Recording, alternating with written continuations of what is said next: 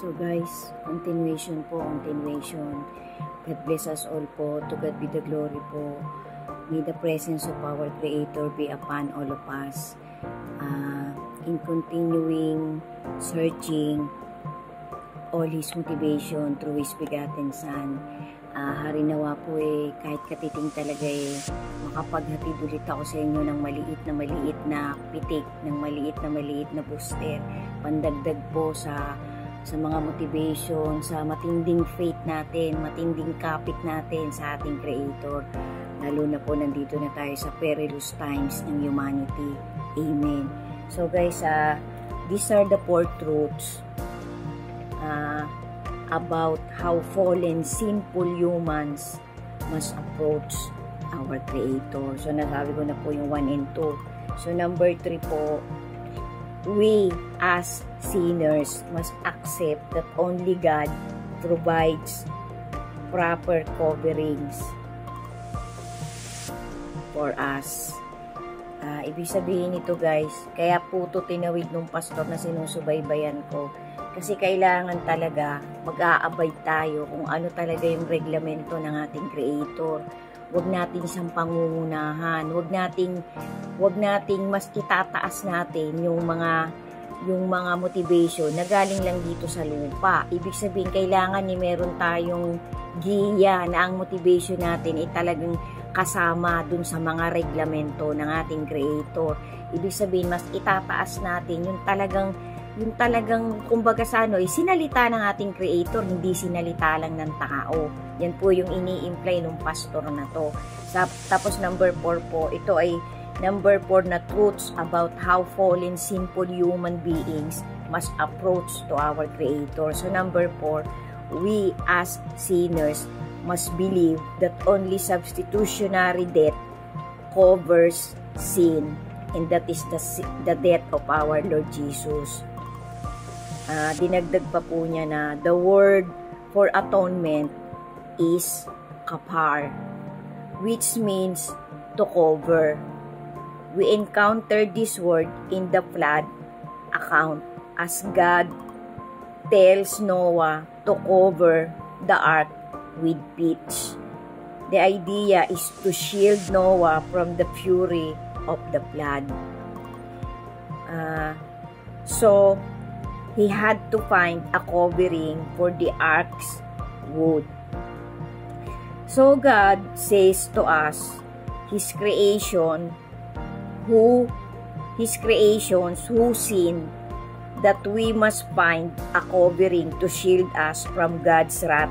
And God says the only shield or covering or atonement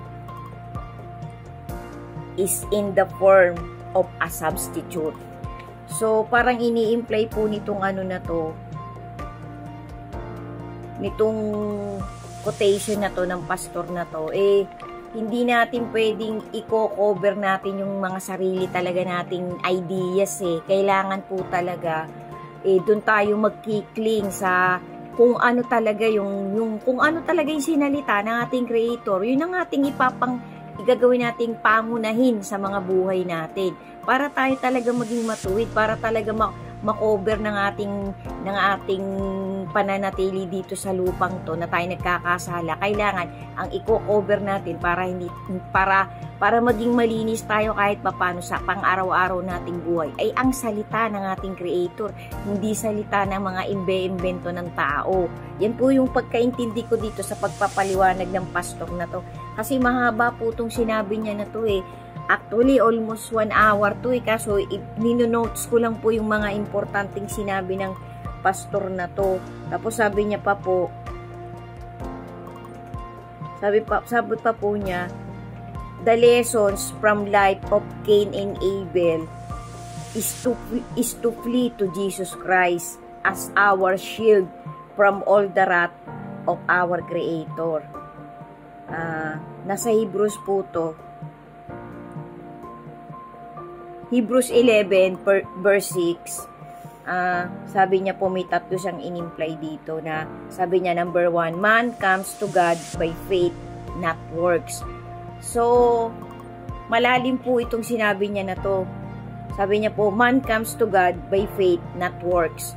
Ibig sabihin, hindi works lang na ikaw lang. Kailangan ang works na mangyayari kapag ikaw ay may faith na pinangangalagaan sa harapan ng ating Creator. Kailangan yung gagawin mong works. So, hindi pwedeng yung works mo ay ginawa, pinaninindiganan mong ginawa mo yun sa sarili mo lang. Kailangan magiging matuwid ang ginawa mong isang works o deeds sa paningin ng Panginoon kapag kasama mo na siya. Yun po yung pagkakaintindi ko dito guys. Kasi para walang magmamalaki sa harapan ng ating Panginoon. Kasi ang tao nga po ay laging may tendency magmayabang, magmalaki sa harapan ng Panginoon. Bakit mo ba napagtagumpayan? Bakit ka ba naging successful sa ginawa mong profesyon na yan? Kasi sinamahan ka ng Panginoon, binuhay ka niya, pinahiram ka niya ng magagandang opportunity. Kaya hindi ka pwedeng magmayabang kasi kasama mo na siya. Yan po yung pagkaintindi ko dito kasi baka po kasi mali ang ma-misinterpret ng manonood sa akin na sabi niya po kasi number 1, man comes to God by faith, not works. So ibig sabihin, yung works mo talaga na ikaw lang, na nagmamayabang ka na ikaw lang, dapat hindi. Kailangan lagi mong i-imply na nagawa mo yan kasi kasama mo na siya. Kasi wala talaga tayong magagawang mabuti sa paningin ng Panginoon nang tayo lang mag-isa kasi magmamayabang po tayo pagka ganun. So number 2, man must accept and obey God's revelation above his own reason and self-will. So sabi niya, man must accept and obey God's revelation above his own reason and self-will. Ibig sabihin, wag mong itataas sa Panginoon yung sarili mong reasonings. Kailangan at saka yung self-will mo. Kailangan lagi mong uunahin yung talagang galing sa salita ng ating Creator, sa pagre-reveal niya sa iyo, sa pagbibigay niya sa iyo ng wisdom. Bakit mo naintindihan ng isang particular na salita ng ating Creator? Kailangan galing yun talaga sa pag-reveal sa iyo ng wisdom ng ating Creator, hindi yung parang ise-self-attach mo yung sarili mong kakayanan, sa sarili mong ginawa, sa sarili mong pag-intindi. Mali po yun guys. Ayaw po ng Panginoon ng ganun. Kailangan talaga lagi natin siyang uunahin. Kaya mo nagawa yan, kaya ka nagkaroon ng ganyang katinding wisdom at achievement. Kasi niloob ng Panginoon, ginamit niya yung katawan mo. Yung katawan mo na hinihiram mo lang din sa Kanya, yung buhay mo, lalo na yung buhay mo. At kaya tayo nagkakaroon ng faith ay dahil din po sa habag ng ating Creator sa atin. Kasi gusto ng Panginoon na makapaglingkod tayo sa Kanya according to His will, hindi sa sarili nating will. Yan po yung pagkaintindi ko dito guys. Sana po talagang magsaliksik talaga tayo guys nang hindi natin itataas ang mga sarili nating motivation. Kailangan talaga yun galing sa motivation ng ating Creator. Amen. So number 3, sin is severely punished. The righteous shall live by faith because it is only based on Christ's offering that God may be approached. So, ang galing. Ito po yung sinabi ng pastor na to. Ang galing. Sabi niya po talagang ang kasalanan ng isang tao ay may matinding kaparusahan. So, magiging righteous tayo sa pamamagitan ng faith natin sa Panginoon, sa pamamagitan ng faith na yon sa kanyang anak, sa kanyang dakilang anak. Kasi hindi po tayo pwedeng lumapit ng direktang lalapit tayo sa ating Creator. Kailangan po may tulay, may bridge. Ang bridge po na yun ay ang ating Lord Jesus. Kasi sabi nga po ng Panginoong Hesus nung siya'y nabubuhay, yung mga ibinigay hindi makakalapit din sa ating Lord Jesus ang isang particular na believer kung hindi din po ipapahintulot ng kanyang dakilang Ama. Kasi ang Ama po talaga lagi ang nasa taas, binibigyan po talaga ng ating Lord Jesus ng sovereignty ang ating God the Father. Yan po yung pagkaintindi ko dito guys. Malalim po masyado to. Sana po kahit papano yung pag-interpret ko, sa pag-intindi ko sa pagtatawid ng pastor na to, dagdagan nyo po kung may kulang. Basta yan po, in-imply ko po sa inyo itong mga importanteng to. Meron pa pong kasunod, marami pa po mga mahalaga po ito. Sana po itong mga nagawang kong notes na to ay mag-sink in talaga sa bawat isa sa atin. Kasi ito po'y pinagnilayan ko din. Kasi ayaw ko pong magtawid na magkakamali talaga ako. Kasi pinapaulit-ulit ko po ang mga dokumentaryong pinapanood ko para po mag-sink in din sa maliit kong utak. Para pagka in-interpret ko din po, pag i-interpret nung pinanood kong dokumentary, unawang-unawa ko po. Thank you po sa inyong